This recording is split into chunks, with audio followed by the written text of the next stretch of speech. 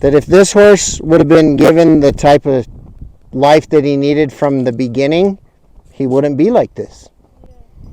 Now, I'm not going to criticize anyone, any human being, for trying to do things for the horse.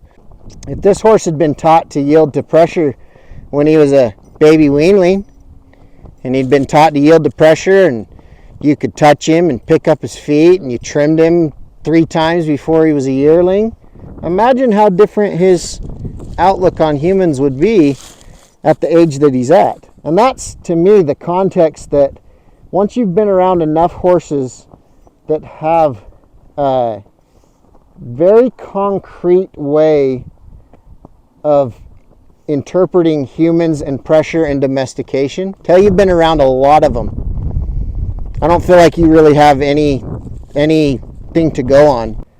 But if we get better, good boy, if we get better at preparing these horses for domestication, they have a much higher likelihood that they can succeed. You know, Comanche tries really, really hard. You know, it reminds me of myself in those ways where you know, overanalyze something that could be really simple, like putting the halter on, a very simple concept. He still, you know, overanalyzes the whole thing too much and overthinks about everything.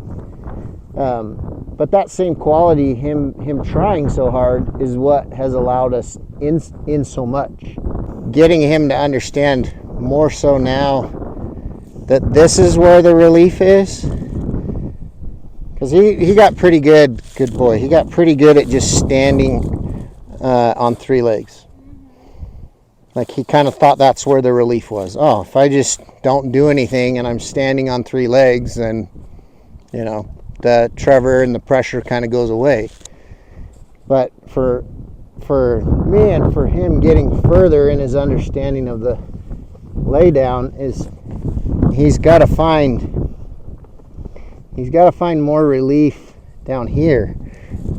But I feel like if you don't have enough information, you haven't gathered enough information about a concept, and then you're applying a concept to horsemanship, you don't have enough information and then experience of application of the thing to have a valid opinion that can become beneficial in your horsemanship, or you could share it with others, right? Like, how many horses did I have to lay down before I started forming an opinion about what it really was about, what it took, the behavior that comes up no matter how well you've prepared a horse?